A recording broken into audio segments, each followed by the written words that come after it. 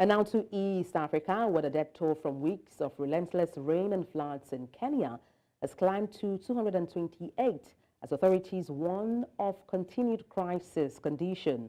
Despite escaping major damage from tropical cyclone that weakened after hitting land, Kenya and neighboring Tanzania are still grappling with torrential downpours and the looming threat of further floods and landslides. In western Kenya, the River Nyando overflowed early on Sunday, overwhelming a police station, school, hospital, and market in Ahero, Kisumu County. While there are no immediate reports of casualties, local police caution that water levels are still rising, with the main bridge outside Kisumu along Nairobi Highway submerged. The region has been besieged by weeks of heavier than usual seasonal rains, worsened by the El Niño weather pattern, wreaking havoc across East Africa. And to unpack this, I'm joined by a climate change consultant, Nancy Omolo.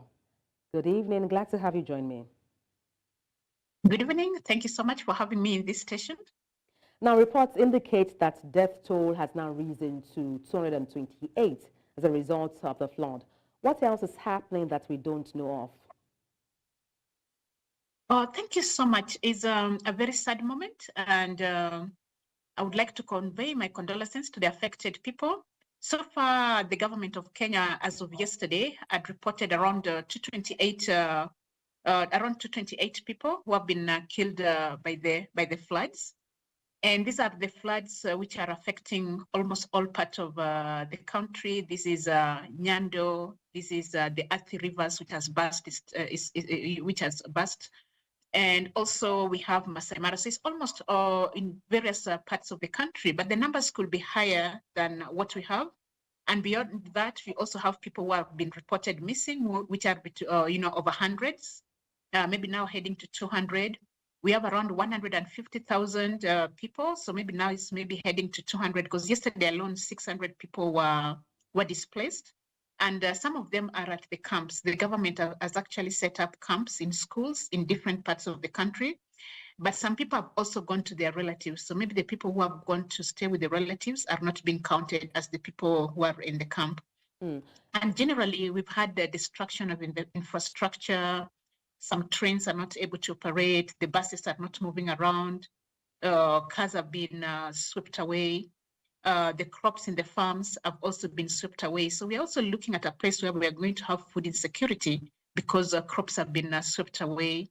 We are looking at a situation whereby we can have outbreak of malaria and also outbreak of other diseases which are related to water-related diseases, because many pipes have been swept away. Quite a number of impacts this flood would have. But do you think there are certain factors responsible for these flood that has claimed lives?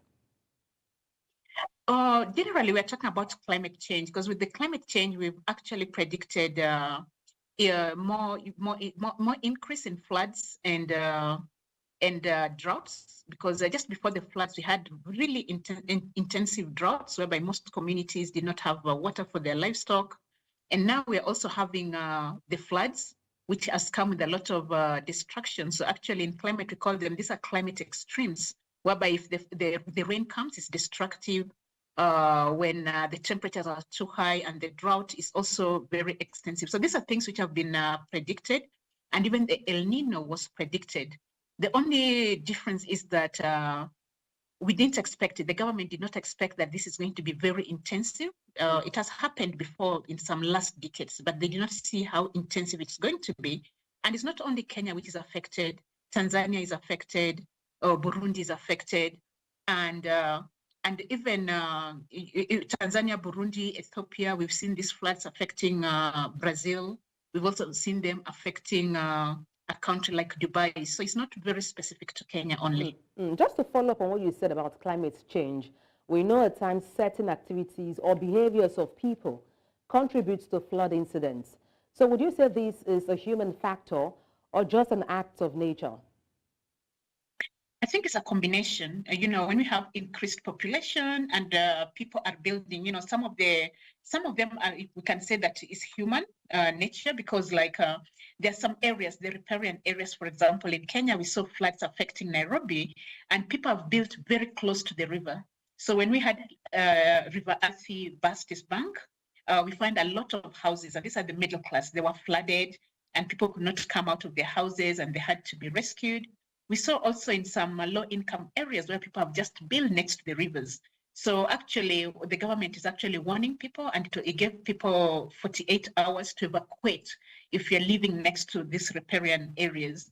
So we can say that to a certain extent, we have some of them are because of the human action, but some of them are also the nature, because sometimes it's not raining in your place, but because, for example, Lake Victoria has received so much rainfall and has moved backwards, then you find River Nyando bursting its banks. Or sometimes you're also in Masai Mara, whereby, this is a touristic area whereby it was really affected, lots of hotels were swept away. So it's both human nature, some of them it's related to human activities, but some of them is also the nature. And considering that this is a global issue and it's not just a Kenyan issue. But what is important is that, how are our governments prepared to deal with this kind of situations? In fact, I was going to go even there, if they tell Nancy. people. Just to chip in there, Nancy, talking about the government, I was going to ask you, you took the word right out of my mouth. I know you talked about the government setting up camps for people affected by the floods. You also talked about warning people, the government warning people to evacuate these areas prone to floods. But then when it comes to preventing future occurrences, what has been the response of from authorities or the governments, like you said?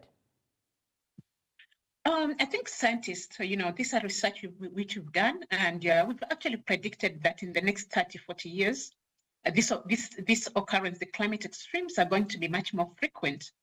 But most of the time, I don't think the government take it really seriously and plan ahead, because what we're seeing is kind of reactions. For example, when you tell people to evacuate their homes or go to, high areas, and you've not prepared anything for them. So basically, when people are being evacuated from their homes, they're going to the nearest schools. And this nearest schools is just simple classroom. So you find that mothers, children, even the men are sharing the same classroom. They do not have even cooking facilities. And, even access to the toilet is not so good. And some people are on medication. You have people of different ages. So you find that there's no really proper preparations. And even now, schools were on holiday and they're supposed to reopen a week ago. So now the government has closed schools indefinitely, because if children were to go back to school, where these people were displaced going to stay and where the children going to learn? And also considering that some schools are also flooded and some of the bridges cannot go. So I think there need to be much more awareness. We need to have, we have devolved 47 counties in the country. And so far we can't say that any country is prepared, maybe like it has evacuation centers, maybe it has got certain marks, because when you visit countries like Bangladesh, they put those things in place because this is a country which is always prepared to deal with floods. If you look like countries like Dubai, because they have much more resources, and even their level of preparedness is much higher. So the government still needs to do a lot. It needs to take the early warning seriously, and also there needs to be sensitization at the local level. A country like Kenya, we've done a lot of sensitization to farmers when it comes to, for example, we're saying we're going to receive long rains. So instead of planting maize, maybe plant beans. So Nancy, giving that information is been developed from national to county level, especially to the farmers, livestock keepers, to the fisher folks. But really, we've not put in place systems to evacuate people in terms of this, like such calamities of floods. Indeed, Nancy, we hope the government hits the core to create more awareness about flood in Kenya. Thank you so much for your time on the news. Nancy Omolo, climate change consultant. Thank you once again. Thank you so much. Bye.